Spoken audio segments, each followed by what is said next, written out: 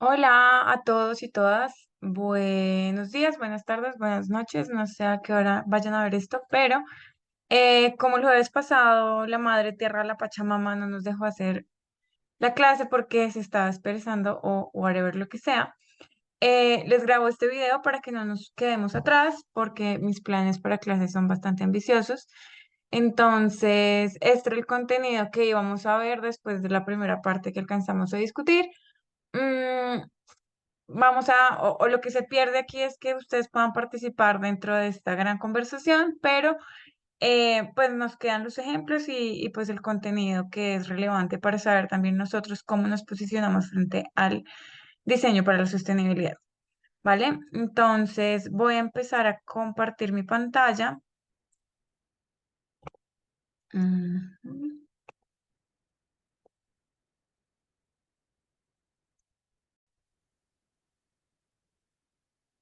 Listo. Entonces, mm,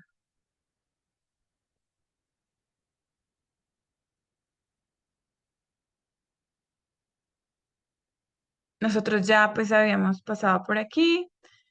em, Estábamos hablando pues de la historia de la sostenibilidad en Occidente y los protocolos y cómo pues estos protocolos lo que han planteado son unos grandes marcos participativos no vinculantes de los países donde en estos marcos de acción o en estos protocolos se quiere llegar a un objetivo que es cuidar el planeta, la biodiversidad o cualquier cosa relacionada que han sido pues los temas ponderantes alrededor de estos protocolos, pero sin tocar o sin pensar o repensar que, pues, para que podamos cumplir los objetivos, pues hay que incomodarnos un poquito, hay que pensar la economía desde otros lugares, hay que pensar la producción desde otros lugares, la extracción desde otros lugares.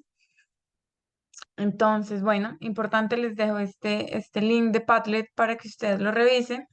eh, digamos que el gran resumen de todos estos eventos que pasan aquí en esta línea del tiempo es ese, como que somos conscientes de que va a pasar algo si no hacemos nada, que estamos dañando nuestros ecosistemas, nuestros tejidos sociales, nuestros tejidos naturales, pero pues siempre hay una conversación muy grande alrededor de que es más importante la economía que todo lo demás. Y pues a partir de ahí como que los objetivos se van volviendo, se van acomodando a ese gran objetivo que finalmente es la economía neoliberal capitalista. A partir de ahí pues tenemos que ver cómo nosotros lo solucionamos. Teníamos esto que es la triple línea de acción, porque está pensado en People, Planet, Profit. Aquí nos dice que en el centro, es decir, aquí está la sostenibilidad, pero pues en otras conversaciones que ya se han planteado en clase, pues nos vamos dando cuenta que esto tiene que replantearse. A partir de ahí, pues en esta gráfica lo que nos dice particularmente, y esto lo, digamos que lo arrastro a la clase anterior, es que tenemos que pensarlo más como un diagrama de Venn que está intersectando y en el centro está como la sostenibilidad perfecta, o ese equilibrio perfecto, pues pensar que esto es un sistema que se contiene, o que nos contiene, que es el medio ambiente, en este caso el del planeta Tierra, el que nos contiene. Ese gran planeta Tierra contiene las relaciones sociales intersubjetivas que nosotros vamos construyendo, y a partir de ahí, en esas relaciones sociales que al ser intersubjetivas también son interespecie en algunos casos, que son pues unas relaciones de conexión, de vinculación, pues llega un pequeño momento, un momento mucho más en el núcleo, que son las subjetividades humanas. ¿Eso qué quiere decir? Que contrario a lo que todas las tres narrativas nos dicen, nosotros no estamos por encima ni por fuera de nadie, sino que al contrario, estamos siendo contenidos y recontenidos dentro de lo social, pero también dentro de lo ambiental, y que a partir de ahí es que nosotros tenemos que replantearnos nuestras maneras de ser y particularmente dentro de la carrera de diseñar. Dicho eso, entonces, en ese replanteamiento de qué, cómo y cuándo lo vamos a hacer, empiezan a haber otros escenarios donde estas son a partir o complementando la triple línea de impacto, el Centro de Artes de Londres junto con Kering, que es un conglomerado de empresas de moda, empieza a pensar en esos lugares y ellos traen pues un cuarto elemento a la conversación que es lo cultural. A partir de ahí, pues con nosotros, perdón, no sé por qué esto se está viendo tan pixelado, pero bueno, no me odien diseñadores gráficos por pixelar imágenes. Entonces, volviendo a la conversación, vamos y partimos desde este lugar de lo que plantea el CFF y Kering, que hay un lugar de lo ambiental donde cuando hablamos de lo ambiental son acciones reparativas para no llegar como al punto de no retorno y a partir de ahí, pues como que superar esa narrativa de lo antropocéntrico. Aquí pues volvemos a la clase anterior de cómo cogemos con pinzas este lugar de lo antropocéntrico, pero que evidentemente tenemos que pensar en no llegar a los puntos de no retorno, en términos de explotación, de extractivismo, de basura. Luego, entonces, plantea un lugar de lo social donde pues lo que nos dice lo social es que todos los seres humanos somos iguales y tenemos los mismos derechos y las mismas libertades. Aquí pues un caso que nos puede venir a la mente rápidamente de cómo esto no se cumple, no solamente en términos de diseño, sino en términos de la sociedad misma, cómo está constituida. Pues veíamos hace unos meses el caso de los supermillonarios que se murieron por bajar a ver el Titanic, donde cada uno de ellos pagó $250.000 para poder hacer esta excursión y donde cuando se dio la señal de alarma que estaban perdidos y pues que todo esto estaba pasando, todas las autoridades de los países influyentes, entonces Estados Unidos, Francia, Italia, el Reino Unido, aportaron cuerpo técnico, aportaron conocimiento, aportaron tecnología para poder rastrear a estas 5 personas, pero que por el contrario, en simultáneo, días muy cerca a ese suceso, eh, había una crisis migratoria humanitaria en Lampedusa, donde un barco con una cantidad importante de refugiados, si no estoy mal eran 200 algo, pues también había naufragado y pues a ese rescate pues no acudió nadie, a pesar de que eran mucho más vidas, de unas vidas que están pues en un estrés, están pues nadie huye de su casa por voluntad, siempre es porque algo malo está pasando. Pero entonces ahí pues vemos que nuevamente sí está el sistema pensando en que hay unas vidas más importantes que otras y pues que esas vidas más importantes casi siempre están atravesadas por el dinero. Cuando hablamos desde este lugar, pues también tenemos que pensar en que eso no puede ser así y que todos tenemos acceso a deberíamos tener acceso a los mismos derechos y a las mismas libertades. Luego, cuando hablamos en el lugar de lo económico, pues hablamos de una prosperidad, replanteándonos el término prosperidad, el término progreso y el término desarrollo, y pensando sobre todo que ese lugar del desarrollo y de la prosperidad no pueden ser a toda costa o a costa del otro, sino que tenemos que empezar a pensar con el otro, cómo lo incluimos en nuestros planes, para que la prosperidad sea colectiva, no solo para mí, sino para todos, todes los seres humanos y más allá de lo humano que exista. Y por último, dentro de este escenario que plantea el CFS con Caring, pues nos propone un cuarto momento que es el momento de lo cultural y pues esto entendiendo que nosotros somos pues un producto de las relaciones sociales y a partir de ahí pues abrir las conversaciones o incluir las conversaciones a los hábitos, a los límites, a la tecnología, a la razón, pero también a las humanidades y cómo estas relaciones que producen cultura, pues aportan a la construcción de una sociedad que queremos y cómo la queremos. Dicho eso, hay un quinto momento que luego em, otros autores empiezan a decir, bueno, sí, todo eso es súper importante, pero hablando desde el diseño, hay un factor que está como un poco invisibilizado o al que se le ponen unas cargas que no deberían ser, y es al factor de la estética. Entonces, hablamos de una dimensión adicional allá de la cultural, ecológica, la social y la económica, y es la dimensión estética. ¿Esto porque es importante? Pues porque, como ya veíamos, por ejemplo, en teoría del diseño, los que ven conmigo, uno de los tres orígenes que propone Ana Calvera es el lugar de la estetización, de que, o de lo estético, más de la estetización, es de lo estético, la estetización viene en un momento posterior, pero sí entender el diseño como ese creador de estilos y como un creador de narrativas estéticas. Ese ha sido un lugar en el que nosotros nos hemos construido como disciplina con sus cosas buenas y sus cosas malas, pero pues a partir de eso, nosotros sí hemos configurado un mundo y cómo se ve el mundo a partir de unos gustos, de unas estéticas, de unas elecciones y pues partimos de la idea de que nadie escoge las cosas feas por como por voluntad, a menos pues que haya una motivación, pero pues nadie dice, uy, voy a hacer esto feo y que me quede horrible y que no le guste a nadie por voluntad, a menos que haya un statement político. Luego de eso, pues todos estamos tratando de componer el mundo más o menos como que quisiéramos que se viera, siguiendo unos patrones de lo que nos han impuesto, sí, tratando de romper los patrones también, pero pues lo que no podemos negar dentro del diseño particularmente es que hay una dimensión estética que es supremamente importante navegar.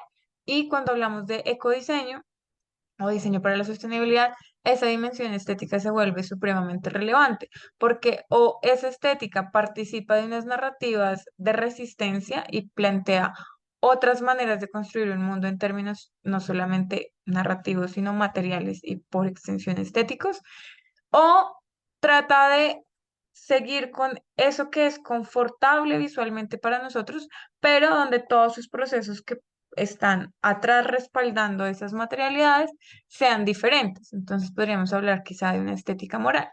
Pero entonces esto para que nosotros entendamos que cuando diseñamos tenemos que tener en cuenta estas cinco dimensiones. Dicho eso, pues mal o bien, ya el diseño para la sostenibilidad se ha llevado por un camino. Hemos recorrido unos lugares que, pues, si bien aquí yo se los voy a presentar de manera ascendente, como un increciendo, una evolución en términos de lo histórico, muchas veces pasan también en simultáneo, muchas veces en un mismo lugar están pasando unas estrategias de nivel uno y otras estrategias de nivel 4, pero pues lo importante es que acá nos quede un poco más claro que ya se han tomado unos pasos, que nosotros podemos posicionarnos desde donde queramos, pues ya alguien más ha dado unos pasos por nosotros afortunadamente, y que podríamos salir de los lugares comunes, o por otro lado, que pues necesitamos habitar y hacer como esa curva de aprendizaje por nosotros mismos. Cuando nosotros hablamos de diseño para la sostenibilidad, lo único que nosotros estamos buscando son cambios radicales. Ya no podemos pensar en pañitos de agua tibia como lo que se ha pensado en los últimos 70 años, sino que necesitamos lograr cambios radicales. A partir de ahí, pues, viene el primer video. Ah, bueno, no, mentiras. Antes del primer video, porque se me olvidaba eso. Y esto pues creo que se los he recordado y lo he dicho desde la primera clase. Construir la sostenibilidad o esa habilidad de sostener es contextual. Yo puedo sostener lo que está en mi contexto.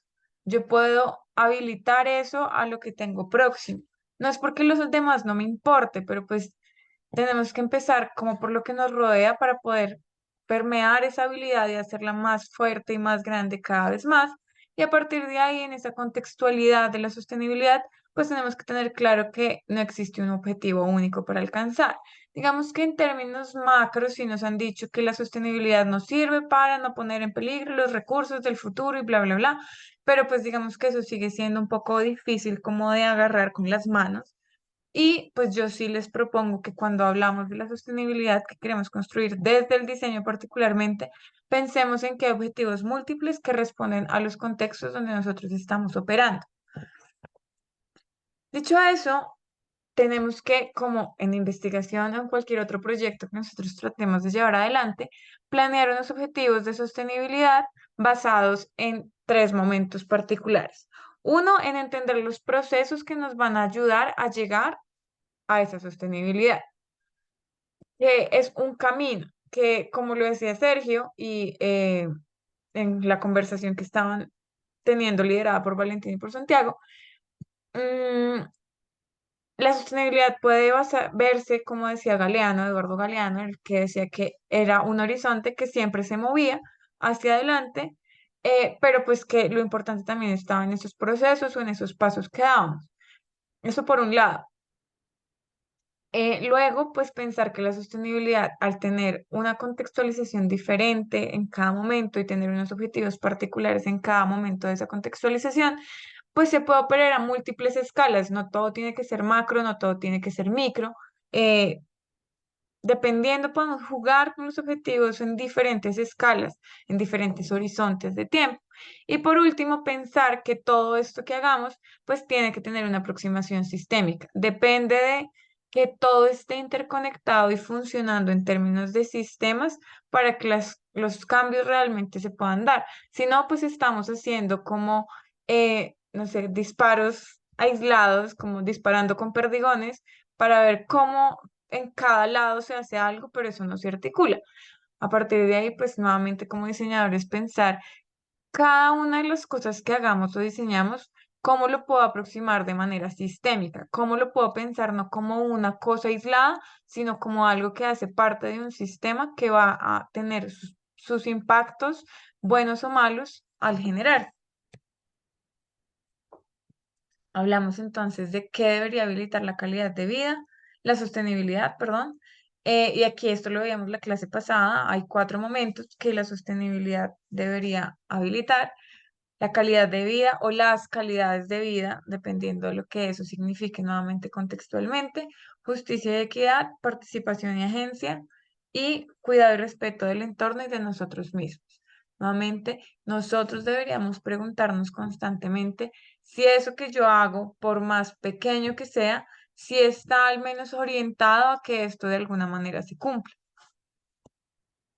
Llegamos a los paradigmas, pensando también en que necesitamos generar o pensar o construir un mundo desde el bienestar, la resiliencia y la emergencia.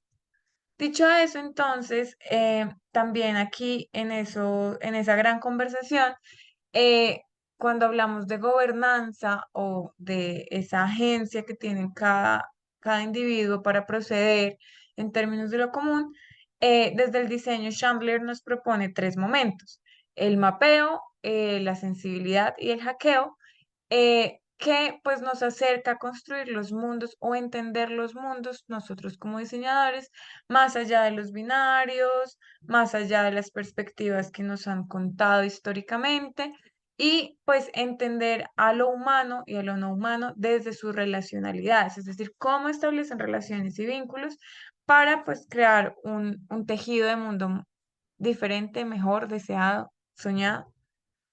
Cuando hablamos de esos tres momentos, cuando hablamos o cuando Chandler habla de mapear, habla de una información que es multidimensional, entendiendo esa información. Entonces, abrirnos a esos grandes escenarios, a entender que hay multiplicidad de contextos, multiplicidad de ideas, y a partir de ahí un montón de información que nosotros podemos rastrear y plantear desde, pues, esa gran apertura.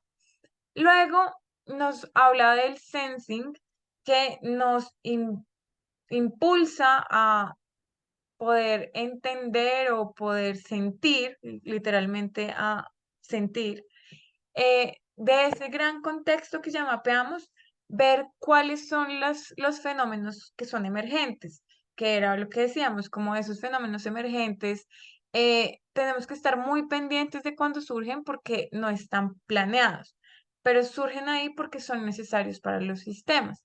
Entonces, pues tener como esa sensibilidad de poder agarrar esos fenómenos y entenderlos en esos momentos, y a partir de ahí, pues hackear. Hackear habla de incrementar la agencia y la participación. Entonces, ¿cómo abrimos todo esto a que otras personas u otros seres hagan, pues pongan de sí y participen en estos haceres? Esta es una tablita que volveremos sobre ella más adelante. La dejo aquí porque me pareció súper linda cuando la encontré, entonces dije no quiero perderla. Em, pero digamos que el lugar importante que me parece a mí es este último, el del hackeo, porque nos habla de una racionalidad que es simpoética, es decir, lo que propone Donna Haraway, que es estar con el otro. Las causalidades o lo que buscamos es experimentar. Cuando hablamos de la división naturaleza y cultura, habla nuevamente o se devuelve o se tiene relación mucho con la simpoiesis, y es estar entrelazados y convertirnos con el otro, que era lo que les decía al principio en términos de lo ambiental y de lo económico. No es prosperar a costillas de o a pesar del otro, sino con el otro.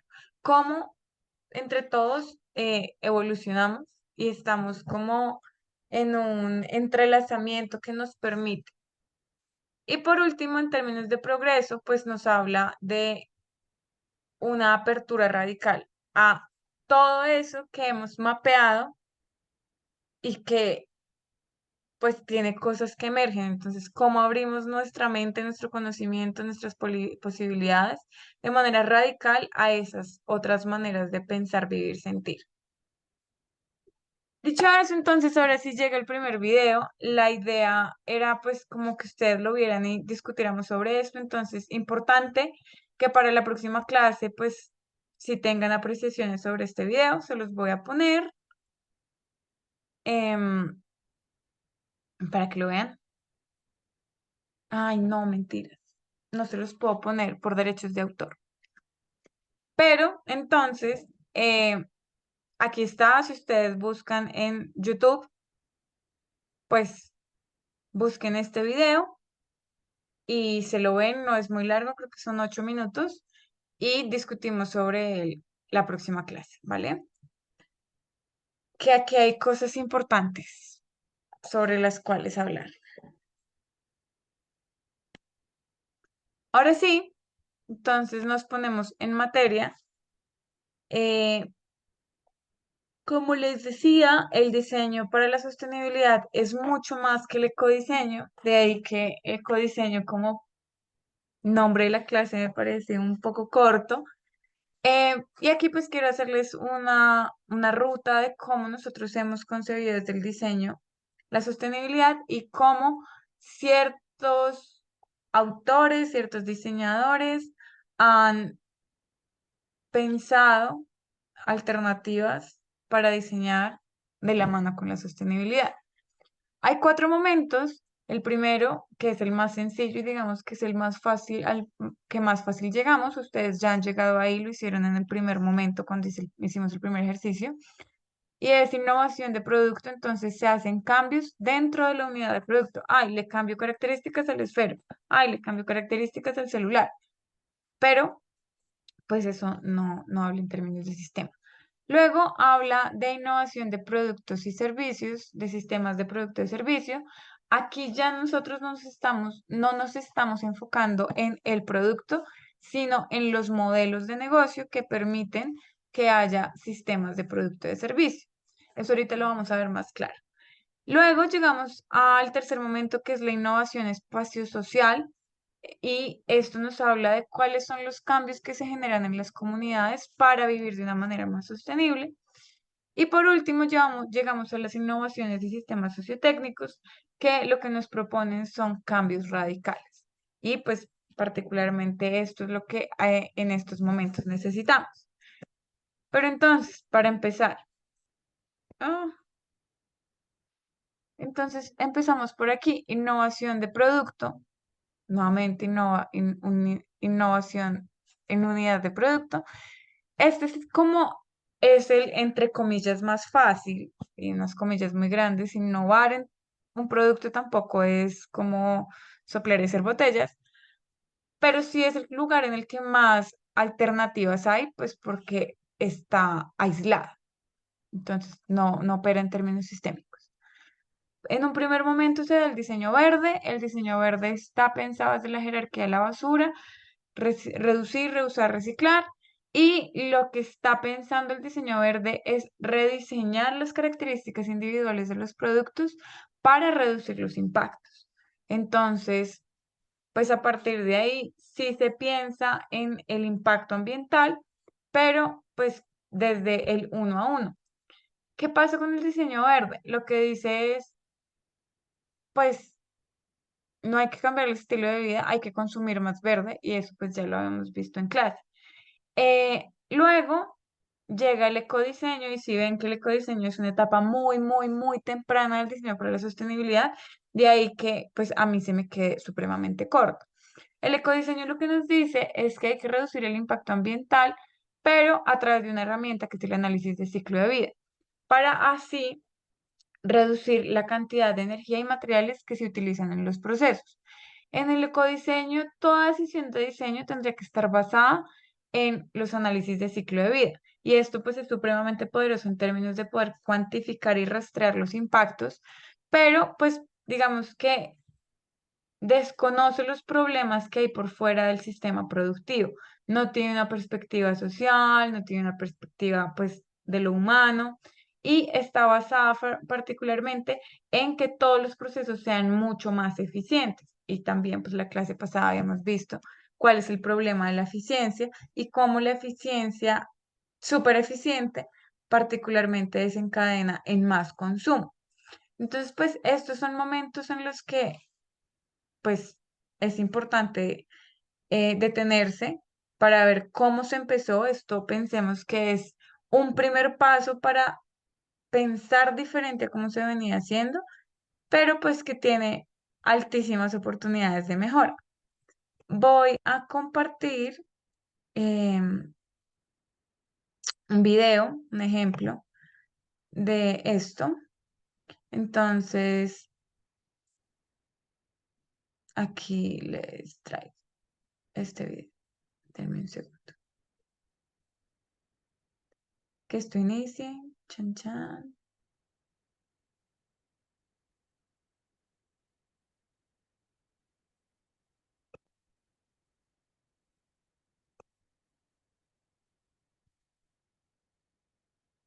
A ver, compartir.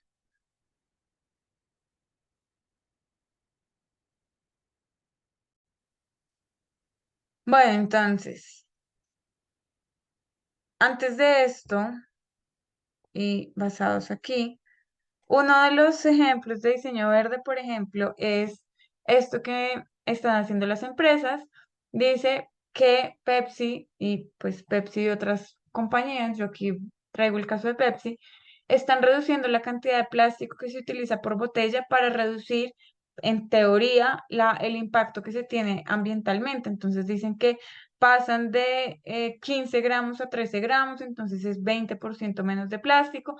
Esto como respuesta a todas las demandas de los ambientalistas para que pues se generen envases más reciclables o que se deje de producir tanto plástico, pero pues evidentemente el que tú le quites 2 gramos de peso a la botella, pues solamente va a hablar en términos de eficiencia de material, pero no particularmente de que estés haciendo una reflexión sobre lo problemático que es generar envases de plástico.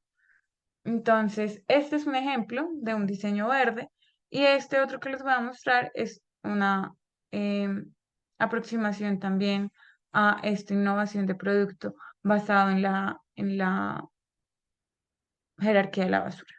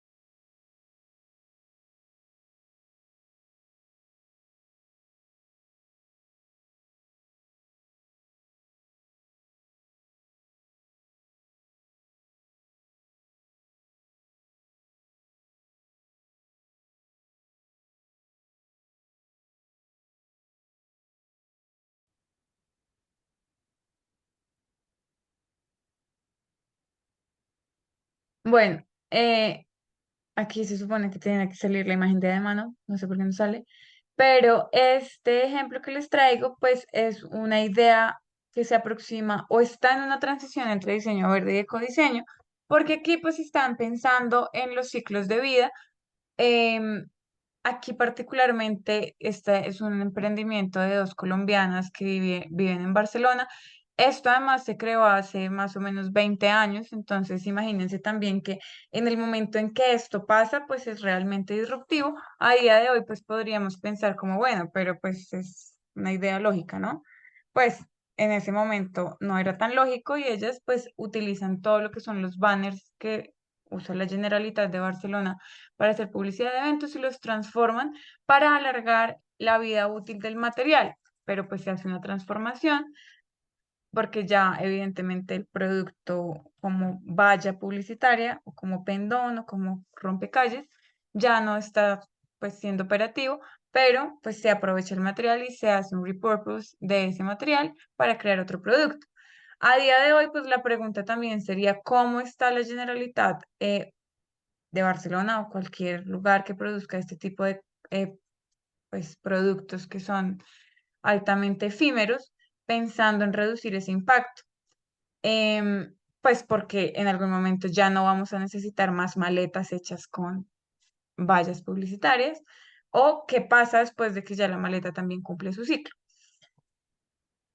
Luego, en un segundo momento, también en innovación de productos llegamos al diseño emocional. El diseño emocional habla de cómo ir un poco en contra de este lugar del hiperconsumismo, del disposal continuo y decir como, bueno, cómo hacemos o cómo generamos una narrativa, un diseño, unas características dentro de lo que yo hago para que genere apego y pues por tanto la gente no quiera deshacerse de las cosas tan rápidamente, sino pues que quiera repararlas, quiera guardarlas, quiera heredarlas.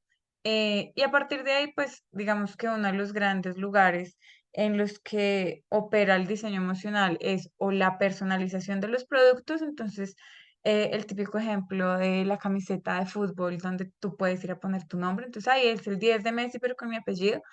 A partir de ahí, pues hay unos vínculos en términos de lo emocional, de lo aspiracional, de lo representativo, pero además puedes poner tu nombre en la insignia y bueno, todo lo que opera alrededor de eso.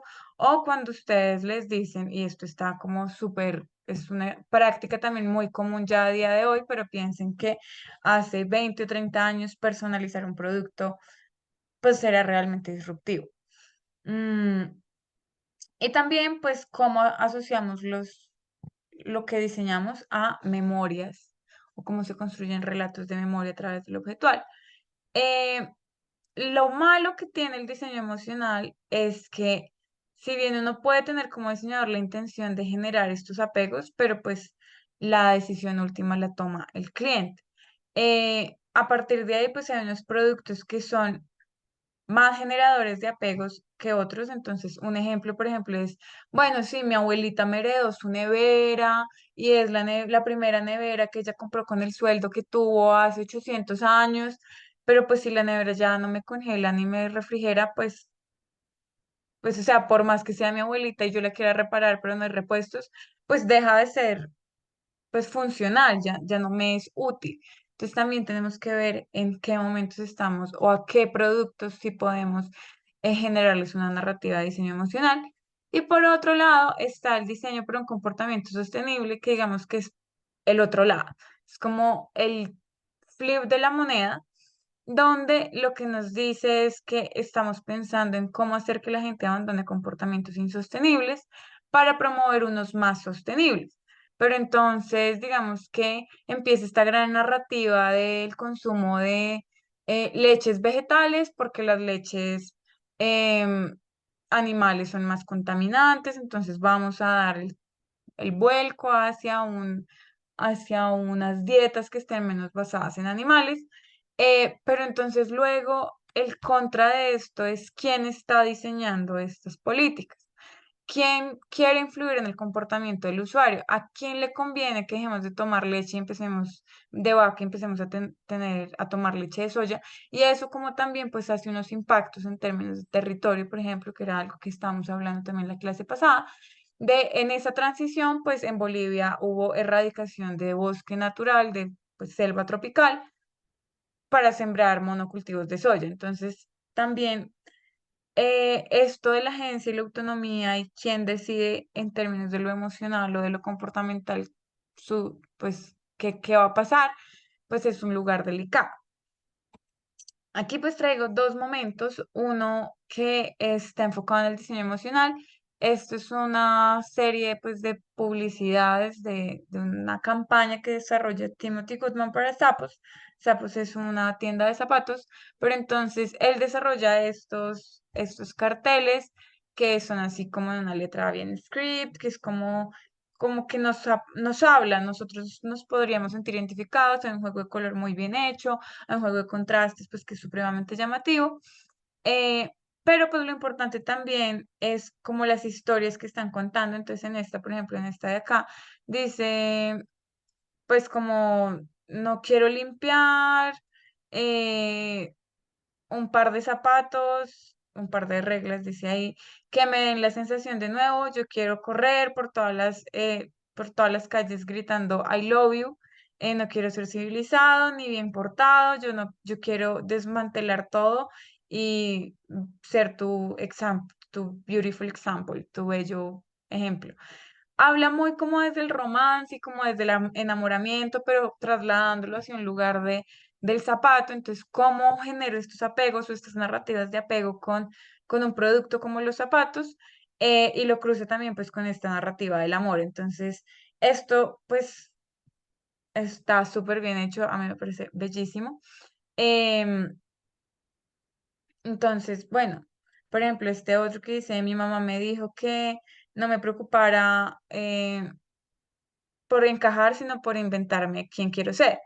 Y pues todo esto amarrado a esta posibilidad de ser lo que quiera hacer con estos zapatos, o lo podríamos hablar desde lo que hace Nike de Just Do It. Entonces, pues estas son narrativas emocionales, con lo bueno, lo lindo que puede salir de aquí, pero también lo que les decía en términos de los contras. Em, por otro lado, y también dentro de este mismo nivel, tenemos ya como una evolución de la evolución. Está el diseño crawl to crawl, de la cuna a la cuna, que este sería como la evolución del ecodiseño, donde esto pues lo también conocemos como diseño circular.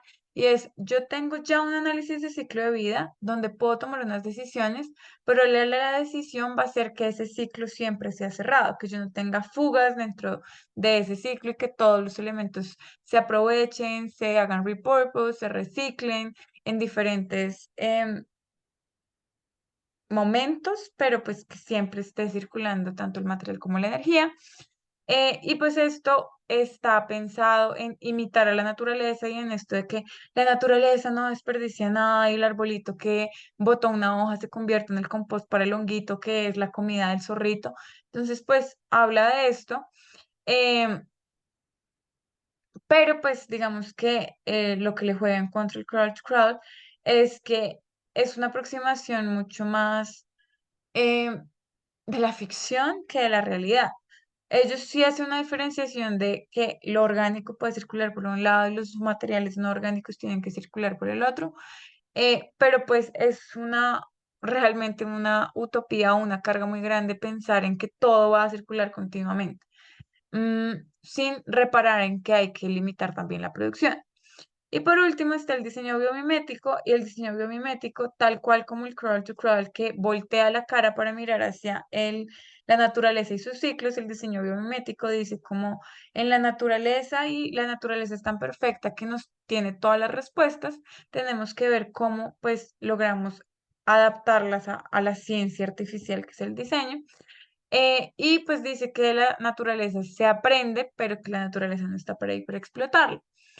El gran ejemplo de diseño biomimético de todos los tiempos es el velcro. El velcro nace de que alguien se da cuenta de que el cardo se pega a la tela y dice, bueno, esto, ¿cómo funciona? Van y se dan cuenta, le hacen zoom al cardo, que esto tiene como unos pelitos en forma de bastoncito, que se engancha a todo lo que tenga forma como de loop o una textura a la cual puede agarrarse ese ganchito y a partir de ahí pues se desarrolla el velcro. ¿Qué tiene de bueno? Pues que estamos observando la naturaleza. ¿Qué tiene de malo? Pues que esto no nos puede llevar a hacer sustituciones de lo natural. Entonces les tengo dos ejemplos. Por un lado, en el de crawl to crawl, está el circular packaging que está pensando Nike. Este es un primer momento que es muy ingenuo, entre comillas, pero pues como es naif eh, en la circularidad, pero pues importante que lo veamos.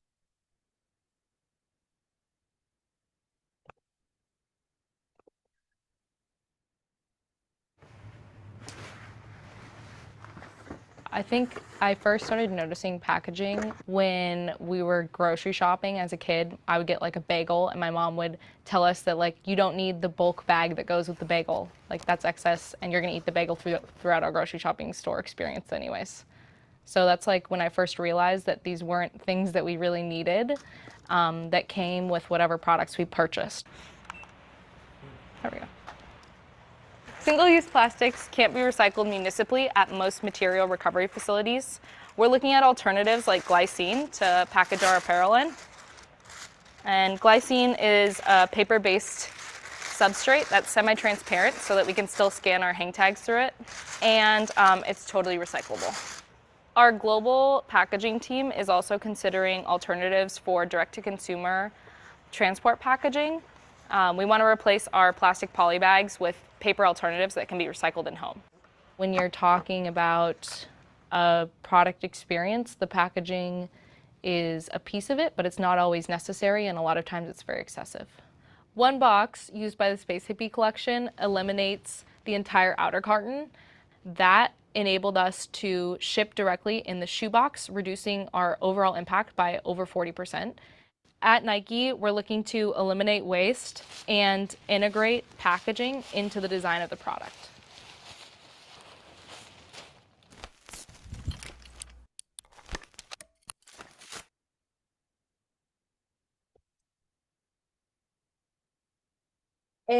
Bueno, pues ahí vemos una de las alternativas que está usando Nike, que ellos realmente, aparte de esclavizar gente, lo demás lo hacen medianamente bien.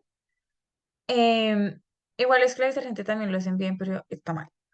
Mm, entonces aquí habla de un lugar que es el embalaje y el empaque y cómo reducir, porque claro, normalmente es el papel burbuja, el plástico, el papel que es encerado, la caja además viene como en sándwich de varios cartones. Entonces, ¿cómo hacer que eso recircule? Aquí también, pues, ella dice una cosa importante y es, claro, hay unos plásticos que nosotros podemos reciclar en nuestros facilities, pero ¿cuánto de eso? ¿Cuál es el sistema de recogida para que esos plásticos vuelvan a los headquarters de Nike? Y dice, pues también esto es importante que lo pueda reciclar la gente en la casa.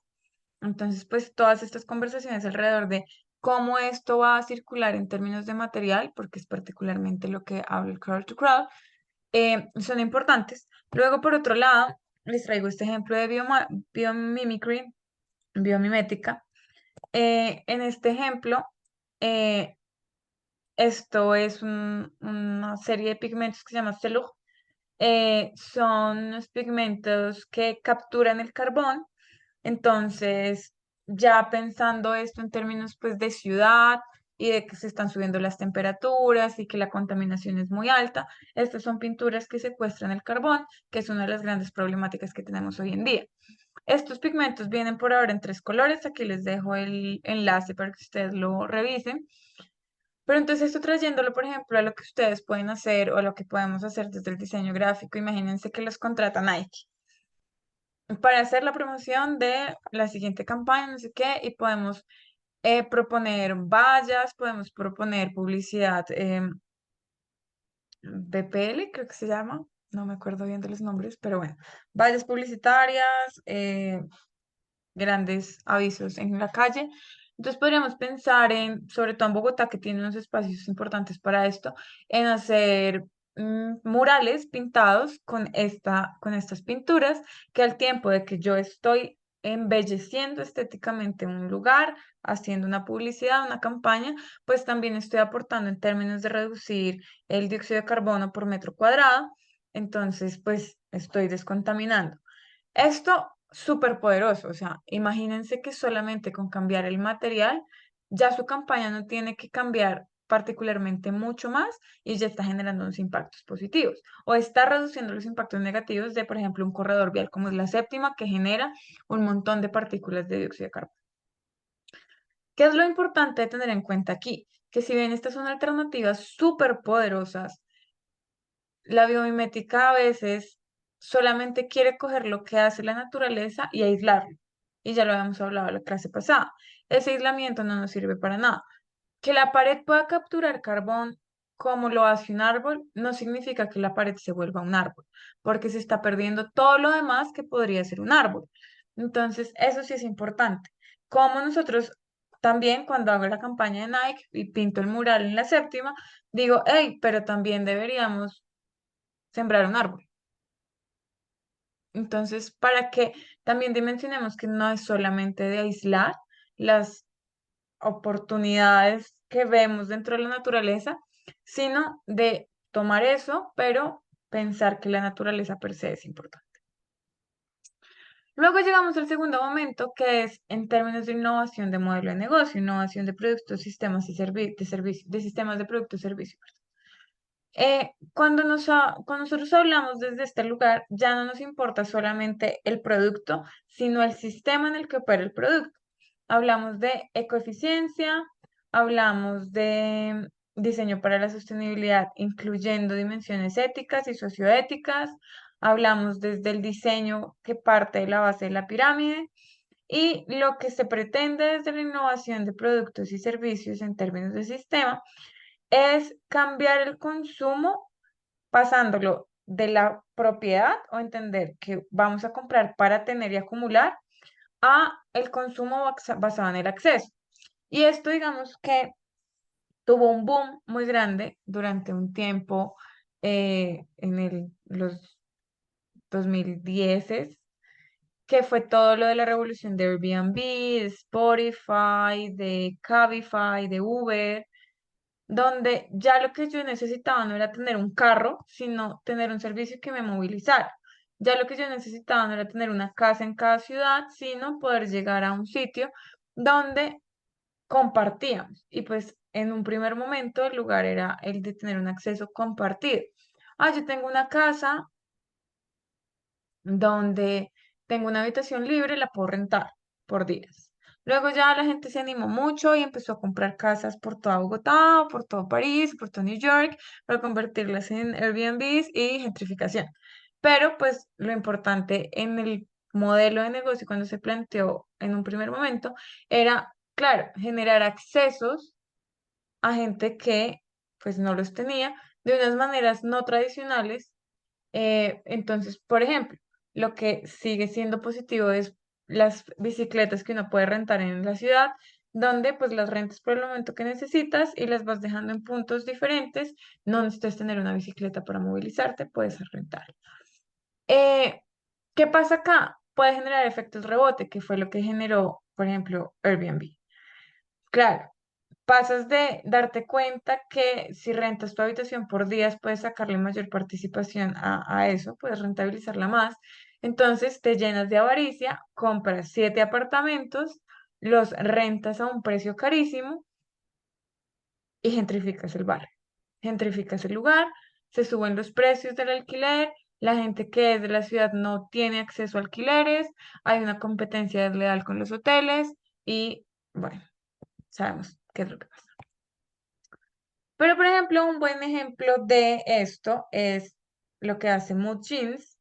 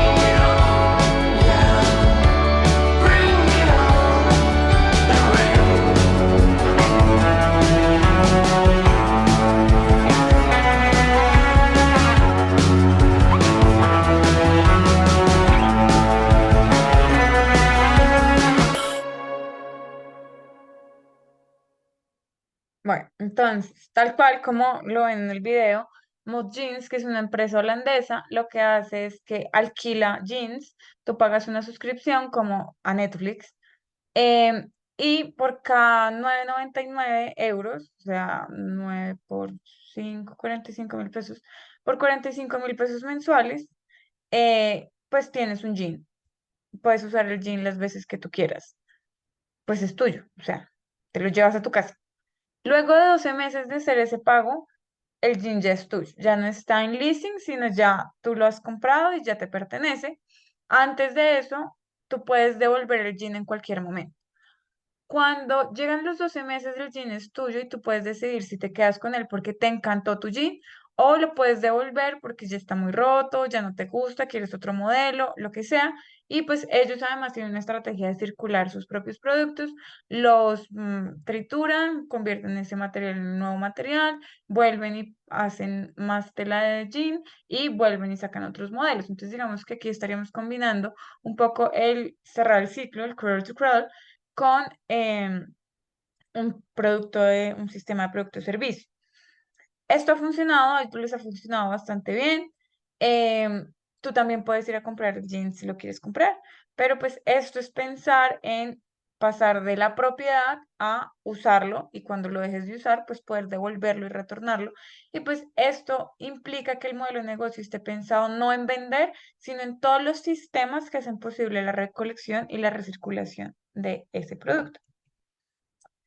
Luego llegamos a un tercer momento que es la innovación socioespacial, que es el diseño sistémico. Y cuando hablamos de diseño sistémico, entonces hablamos de diseñar a partir de sistemas productivos locales que se combinan entre sí. Entonces ya no estoy hablando de, bueno, es solamente la industria de la moda que permite cerrar un ciclo, sino que yo empiezo a ver, bueno, de los otros sistemas y las otras industrias, ¿qué me sirve a mí para que yo pueda operar con ellos de manera local? Y aquí es súper importante pensar en lo contextual, en lo local.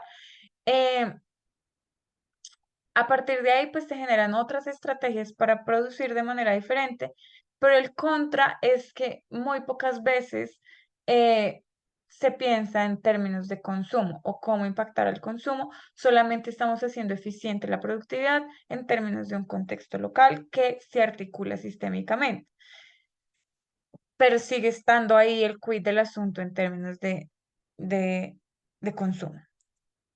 Y este es un ejemplo que yo les traigo. Si bien en un primer momento, que era el de diseño verde, había una marca que es de mano, que se encargaba de ver qué hacer con lo que produce la Generalitat de Barcelona.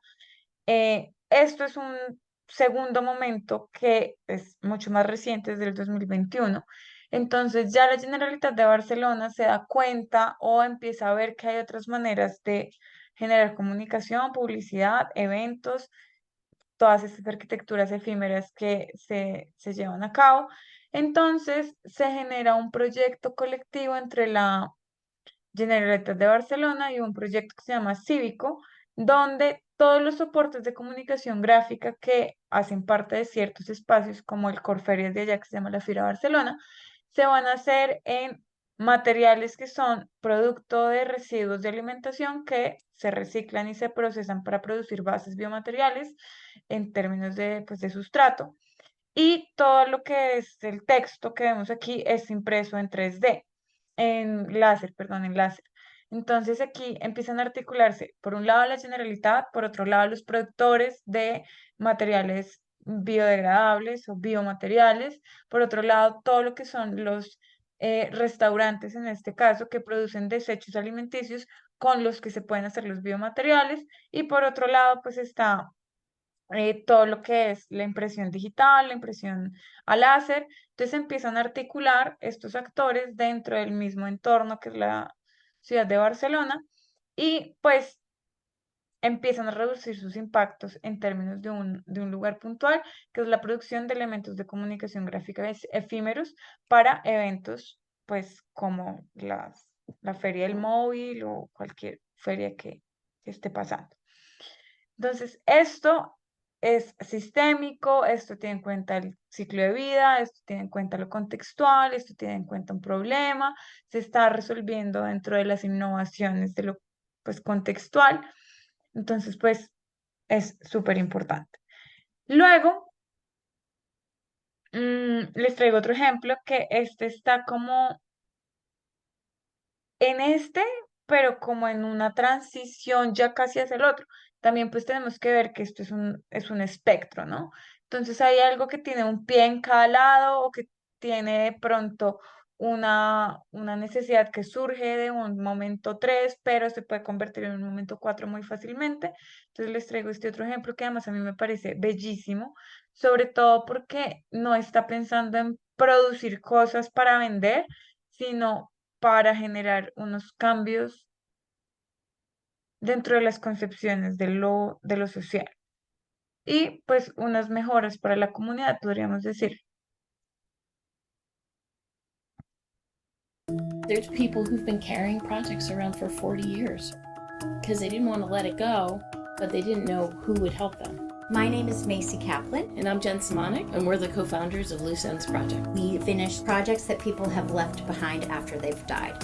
What happens is we get a request from people whose loved ones have died, and we're in the middle of a craft. We connect volunteer crafters with that project who complete the projects and then return them back to the original families. The emotional impact, it's overwhelming. No way! I've had people say, you know, I was excited to get the object back, but when I got it back, the floodgates just opened. To have something tangible from the person that you've lost, I think that that is comforting. We're not going to bring that person back, but what it can do is remind you of that loved one and what they did and why it was special to them.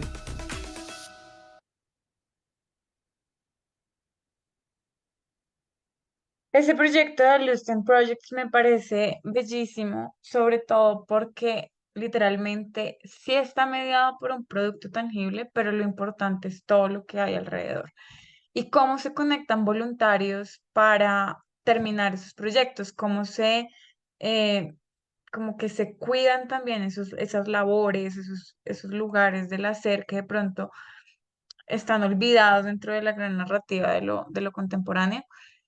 Entonces, diseñar estas cosas me parece bellísimo. Y por último están los sistemas de innovación y las transiciones. Entonces, son innovación de sistemas sociotécnicos. A partir de aquí, y digamos que este es el lugar que produce los cambios radicales y es el más difícil de lograr porque es el menos tangible, o sea, todo es como intangible. A partir de ahí, pues hablamos de diseño estratégico. Entonces, no es solamente modelo de negocio, no es solamente producto, no es solamente comunidad, es diseñar estratégicamente el mundo. Entonces, pues, digamos que el contra que tiene esto es que es una foto muy grande, o sea, como que nos toca ampliar nuestra visión mucho para entender todo el sistema y pues a veces nos perdemos de las pequeñas cosas. Pero pues nosotros como diseñadores podemos estar haciendo zoom in y zoom out constantemente. Y cuando hablamos de diseño para sistemas de innovación y transiciones, digamos que en esta diapositiva que dejé en blanco em, adrede, es porque van ustedes. Diseñar mundos, proponer mundos de futuro es diseñar para las transiciones. Creo que ustedes están luchando en estos momentos para saber qué es lo que yo quiero en términos de la entrega, pero espero que ustedes se hayan planteado un montón de preguntas que permitan entender esa gran foto, ese gran lugar de un futuro deseable, de una ecoficción posible, de una protopía y a partir de ahí empezar a desgranarlo en pequeños pasos. Entonces, espero que en esta diapositiva vaya la foto de todos ustedes en la entrega, ¿vale? A partir de ahí, lo que vemos en la evolución del diseño para la sostenibilidad es que pasamos de un lugar que es de lo técnico productivo, es decir, de entender los procesos técnicos para la producción de objetos, a lo sociotécnico. Y es entender qué podemos hacer en términos de lo social para generar estos cambios que pues evidentemente tienen un componente técnico para poder ejecutarse. Y pasamos de lo que está aislado, que es insular, como reducirle plástico a la botella, a lo que es sistémico y que está en el exterior, que está en ese gran mundo que nosotros estamos proponiendo. Entonces, digamos que en esta dualidad que tendríamos que superar en términos de lo postestructural, estamos moviéndonos, porque en algunos momentos, y ya ustedes lo verán cuando empiecen a hacer las campañas y de aquí en adelante, hay algunos momentos en los que las soluciones tienen que ver más con el producto, otras con los sistemas, otros con las transiciones, otro con los diseños más estratégicos, pero que nosotros podemos movernos en ese gran espectro, que podemos además o deberíamos tratar de conectarlo todo, sí, en términos de sistema. Y entonces traigo esta gráfica, que esta gráfica me parece bellísima. Eh, Spoiler, me gustan las gráficas. Em, Donde, por ejemplo, aquí pues nos da un recorrido. El Green Design empieza más o menos en los 90, entonces tampoco es tan viejo. Tiene 30 años. Pensar en términos de la historia de lo humano en 30 años pues no es nada, pero imagínense todo lo que hemos evolucionado. Empieza el Green Design, el diseño verde, que está muy centrado en lo productivo, y pues ya a día de hoy, pues en los 2020s, estamos pensando en diseñar estas innovaciones. Aquí habla de esta esquina es lo insular, esto es lo sistémico y esto es lo tecnológico y esto es lo de las personas. Entonces tenemos que pensar en los sistemas que se promueven a través de las relaciones de las personas. Ya no es solamente lo que puedo hacer en términos de cosas, sino de vínculos que generen un mundo mejor. Entonces, pues ese es el recorrido que yo quería mostrarles un par de ejemplos. Sería chéverísimo si ustedes tienen ejemplos de todo esto que me quieran mostrar o compartir o que le quieran mostrar a sus compañeros, porque estas cosas están pasando. ¿Qué es importante? Yo les traigo aquí los pros y los contras, no para decir que todo lo están haciendo mal, sino porque es importante saber cuáles son los puntos débiles, pero también cuáles son los puntos fuertes. Y parte importante de diseñar para la sostenibilidad y del ecodiseño y de un diseño más sostenible, un diseño más consciente, es saber que tenemos que dar los pasos que tengamos que dar. Que si el primer paso es reducirle plástico a una botella, está bien, pero que eso sea un paso para seguir subiendo la escalerita, para poder decir, aquí puedo mejorar. Porque claro, parte de lo que pasa en el diseño para la sostenibilidad, cuando hay gente muy moralizante, es que está señalando que todo está mal. Ay, sí, pero es que esto lo hizo mal. Ay, sí, pero es que esto lo hizo mal. Y es muy fácil caer en esa trampa, porque creemos que somos mejores. Entonces podemos tener una respuesta mejor. Pero el problema es que casi siempre cuando estamos ejerciendo esos juicios de valor, no estamos haciendo nada más allá de señalar. Cuando nosotros nos ponemos a la tarea de diseñar y nos damos cuenta que no es tan fácil, decimos, ok, puedo solucionar el 1%. Antes no tenía nada solucionado. En la próxima iteración voy a solucionar de pronto el 2 o de pronto el 20, de pronto el 100%, pero ya empezamos. Y pues evidentemente ser conscientes de que ese empezar y ese meter la pata a veces o no tener todo solucionado, pues tiene unas consecuencias y pues medirlas en términos de impactos. Línea, análisis de ciclo de vida, responsabilidad social, responsabilidad corporativa, lo que sea que tengamos que usar para como herramientas, pero pues pensar también eso, que esta clase no pretendo yo que sea un lugar del señalamiento de que todo el mundo lo está haciendo mal, sino que hay unos ejemplos en los que hay cosas por mejorar, como en todo, porque el diseño es perfectible por naturaleza, de eso va el diseño, y que no nos quedemos en juzgar que el otro lo está haciendo bien o mal, sino decir, bueno, de esto, ¿qué puedo aprender y cómo lo puedo seguir implementando y qué puedo seguir iterando para construir ese mundo que están proponiendo ustedes? Para que no se les olvide, la próxima clase tienen que hacer esto, revisar, ya están en Moodle los Objetivos de Desarrollo Sostenible u ODS y los Inner Development Goals, que son como la contraparte de los ODS. Entonces revisen eso, que la discusión de la próxima clase va sobre eso y sobre la entrega de sus fotomontajes y sus glosarios, ¿vale? Gracias por llegar hasta aquí conmigo. Los quiero mucho, nos vemos en clase. Bye.